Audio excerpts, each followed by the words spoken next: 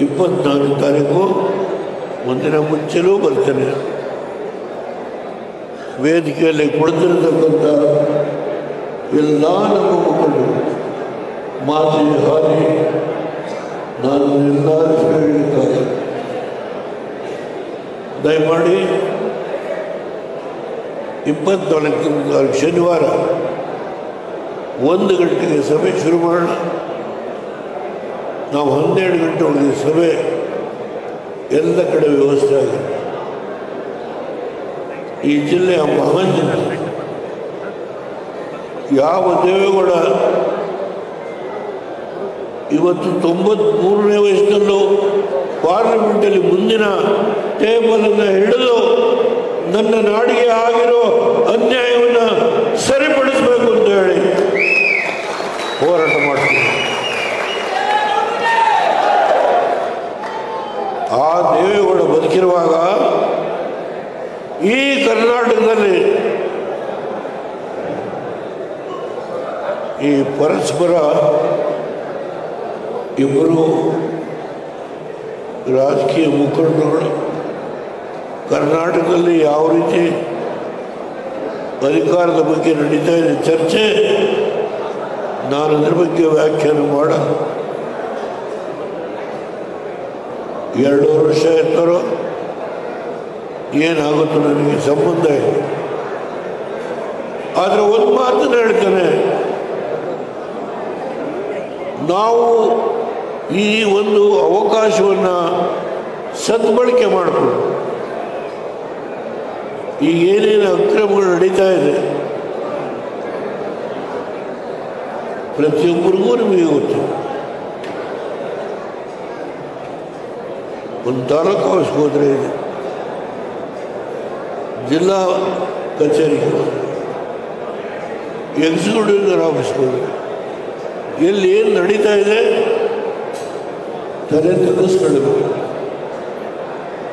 ಯಾಕಂದರೆ ಅವರು ಅಲ್ಲಿ ವ್ಯವಸ್ಥೆ ಮಾಡಿ ಬಂದಿರ್ತಾರೆ. ಅದರಿಂದ ಅವ್ರ ಬಗ್ಗೆ ನಾನು ದೂರಲ್ಲ. ಇಂತಹ ಒಂದು ಸಂಕಷ್ಟಕ್ಕೆ ಈ ರಾಜ್ಯ ಏನು ಈಡು ಮಾಡಿದ್ದಾರೋ ಈ ಒಂದು ಸನ್ನಿವೇಶದಿಂದ ನಮ್ಮ ಜನತೆಗೆ ಆಗುವ ನೋವನ್ನು ತಪ್ಪಿಸಲಿಕ್ಕೆ ಈ ಪಕ್ಷ ಸದೃಢವಾಗಿ ಹೋರಾಟ ಮಾಡೋಣ. ನಿಮ್ಮ ಮನಸ್ಸಿನಲ್ಲಿ ಅಸೆಂಬ್ಲಿ ಪಾರ್ಲಿಮೆಂಟ್ಗೆ ಏನು ಮಾಡ್ತಾರೆ ಅದು 2 ವಿಷಯದಲ್ಲಿ ಆಗಲೇ ಹೇಳಿದ್ದೇನೆ. ಮೋದಿಯವರು ಶಾ ಅವ್ರ ಜೊತೆ ಕೂತು ಚರ್ಚೆ ಮಾಡಿ ನಾವು ಎಲ್ಲೆಲ್ಲಿ ನಮ್ಮ ಶಕ್ತಿ ಇದೆಯೋ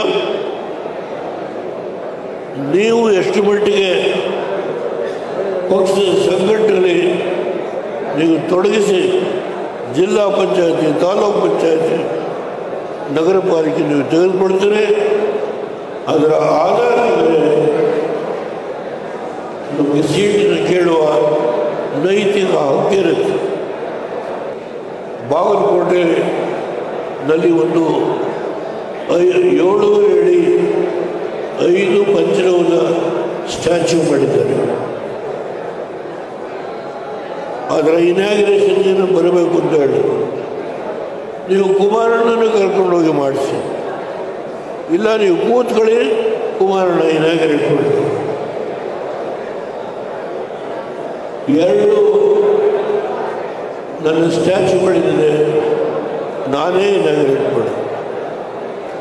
3ನೇದು ಬಾಗಲಕೋಟೆಯಲ್ಲಿ ಕುಮಾರಣ್ಣ ಕೈಲಿ ಮಾಡಿಸಿ ಅಂತ ಹೇಳಿದ್ದೇನೆ. ಅದು ಕುಮಾರಣ್ಣವ್ರು ಕೇಳಿ ಜನವನ್ನ ಗೊತ್ತು ಮಾಡಿದ್ರು. ಬರೀ ಹಾಸನ ಜಿಲ್ಲೆ 2 ಜಿಲ್ಲೆಗೆ ದೇವೇಗೌಡರು ಇರ್ತಕ್ಕಂಥ ಈ ಜಿಲ್ಲೆಯಲ್ಲಿ ರೇವಣ್ಣ ಶಕ್ತಿಯನ್ನು ಮುಗಿಸಲೇಬೇಕು ಅಂತ ಹೇಳಿ ಎಷ್ಟೊಂದು ನೋವನ್ನು ಕೊಟ್ಟಿದ್ದಾರೆ. ಅದ್ರ ಬಗ್ಗೆ ನಾವು ಚರ್ಚೆ ಮಾಡಲ್ಲ, ಮುಂದೆ ದಿನಗಳು ಬರುತ್ತೆ. ದಯಮಾಡಿ ನಿಮ್ಮೆಲ್ಲರಲ್ಲಿ ಕೈ ಮುಗಿದು ಪ್ರಾರ್ಥನೆ ಮಾಡ್ತೇನೆ. ಪ್ರತಿ ಪಂಚಾಯತಿಯಿಂದ ನಮ್ಮ ಪಂಚಾಯತಿ ಅಧ್ಯಕ್ಷರು ದಯಮಾಡಿ ಎಲ್ಲರನ್ನೂ ಈ ಸಭೆ ಬಗ್ಗೆ ನಾನು ವಿನಂತಿ ಮಾಡ್ತೇನೆ. ನಮ್ಮ ಪಕ್ಷದ ಪದಾಧಿಕಾರಿ ದಯಮಾಡಿ ಕೈ ಮುಗಿದು ನಿಮ್ಮಲ್ಲಿ ಪ್ರಾರ್ಥನೆ ಮಾಡ್ತೇನೆ. 22 ತಾರೀಕು ನಡೆಯುವ ಸಭೆ ಹಿಂದೆಂದೂ ನಡೆಯದೇ ಇರತಕ್ಕಂಥ ಆ ಮೇಲ್ಮಟ್ಟದ ಸಭೆಯನ್ನು ನಾವು ಮಾಡಿ ರಾಷ್ಟ್ರಕ್ಕೆ ಕರ್ನಾಟಕದಲ್ಲಿ ದೇವೇಗೌಡರು ಹುಟ್ಟಿದ ಊರಿನಲ್ಲಿ ಆ ಜಿಲ್ಲೆಯಲ್ಲಿ ಏನು ಕಾಂಗ್ರೆಸ್ನಿರುವ ನರ್ತನ ಮಾಡಿದ್ದಾರೆ ಅದಕ್ಕೆ ಪ್ರತಿಯಾಗಿ ಉತ್ತರ ಕೊಡೋಣ ಅನ್ನೋ ಮಾತನ್ನು ನಿಮ್ಮ ಎಲ್ಲರಲ್ಲೂ ವಿನಂತಿ ಮಾಡಿ ಮಾಧ್ಯಮದ ಸ್ನೇಹಿತರಲ್ಲಿ ಕೈ ಮುಗಿದು ಪ್ರಾರ್ಥನೆ ಮಾಡಿ ನನ್ನ ಮಾತನ್ನು ಮುಗಿಸ್ತೇನೆ. ಕರ್ನಾಟಕ ಟಿವಿ ಮತ್ತು ಆಟ್6 ವತಿಯಿಂದ ಸಂಕ್ರಾಂತಿ ಹಬ್ಬದ ಪ್ರಯುಕ್ತ ರಾಜ್ಯ ಮಟ್ಟದ ರಂಗೋಲಿ ಸ್ಪರ್ಧೆ. Sponsor Saptagiri University. Associate sponsor Genie Slim. Genie ಮನೆಯಲ್ಲಿದ್ದರೆ ನೀವು ಸ್ಲಿಮ್ ಆಗೋದು guarantee. Co sponsors Shri Sai Gold Palace, ನಿಮ್ಮ ವಿಶೇಷ ಸಂದರ್ಭಗಳ ಸಂಗಾತಿ. Nandana Palace, legendary Andhra restaurant chain. KMF Nandini, ನಮ್ಮ ನಂದಿನಿ ನಮ್ಮ ಹೆಮ್ಮೆ. KSDL ಮೈಸೂರು ಸ್ಯಾಂಡಲ್, 100% ಶುದ್ಧ ಶ್ರೀಗಂಧದ ಎಣ್ಣೆಯಿಂದ ತಯಾರಿಸಿದ ಏಕೈಕ ಸಾಬೂನು. ಬೆಂಗಳೂರು ಸೇರಿದಂತೆ ರಾಜ್ಯದ ಹಲವೆಡೆ ಸ್ಪರ್ಧೆಯಲ್ಲಿ ಭಾಗಿಯಾಗಿ ಆಕರ್ಷಕ ಬಹುಮಾನ ಗೆಲ್ಲಿ. ಹೆಸರು ನೋಂದಾಯಿಸಲು ಕರೆ ಮಾಡಿ 9113549531. ತಾಲೂಕು, ಜಿಲ್ಲಾ ಮಟ್ಟ ಹಾಗೂ ಬೆಂಗಳೂರಿನಲ್ಲಿ ಏರಿಯಾವಾರು ಸಂಕ್ರಾಂತಿ ರಂಗೋಲಿ ಸ್ಪರ್ಧೆ. ಅರ್ಹತಾ ಸುತ್ತಿನಿಂದ ಗ್ರ್ಯಾಂಡ್ ಫಿನಾಲೆ ತನಕ ಪ್ರತಿ ಹಂತದಲ್ಲೂ ನಗದು ಬಹುಮಾನ. ಅರ್ಹತಾ ಸುತ್ತಿನ ಮೊದಲ ಬಹುಮಾನ 5,000 ರೂಪಾಯಿ. ಅರ್ಹತಾ ಸುತ್ತಿನ ದ್ವಿತೀಯ ಬಹುಮಾನ 3,000 ರೂಪಾಯಿ. ಅರ್ಹತಾ ಸುತ್ತಿನ ತೃತೀಯ ಬಹುಮಾನ 2,000 ರೂಪಾಯಿ. ಫಿನಾಲೆಯ ಮೊದಲ ಬಹುಮಾನ 30,000 ರೂಪಾಯಿ. ಫಿನಾಲೆಯ ದ್ವಿತೀಯ ಬಹುಮಾನ 20,000 ರೂಪಾಯಿ. ಫಿನಾಲೆಯ ತೃತೀಯ ಬಹುಮಾನ 10,000 ರೂಪಾಯಿ. ಒಟ್ಟಾರೆ 5 ಲಕ್ಷ ನಗದು ಬಹುಮಾನ ವಿತರಣೆ.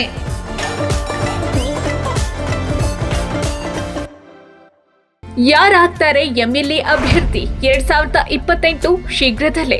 ಪ್ರತಿದಿನ ಒಂದೊಂದು ಕ್ಷೇತ್ರದ ಟಿಕೆಟ್ ಆಕಾಂಕ್ಷಿಗಳ ಸಂಪೂರ್ಣ ಮಾಹಿತಿ ಪೊಲಿಟಿಕಲ್ ಜರ್ನಲಿಸ್ಟ್ KM ಶಿವಕುಮಾರ್ ಅವರಿಂದ. ಕರ್ನಾಟಕದ ನಂಬರ್ 1 ಡಿಜಿಟಲ್ ಮೀಡಿಯಾ ನಿಮ್ಮ ನೆಚ್ಚಿನ ಕರ್ನಾಟಕ ಟಿವಿಯಲ್ಲಿ ಮಾತ್ರ.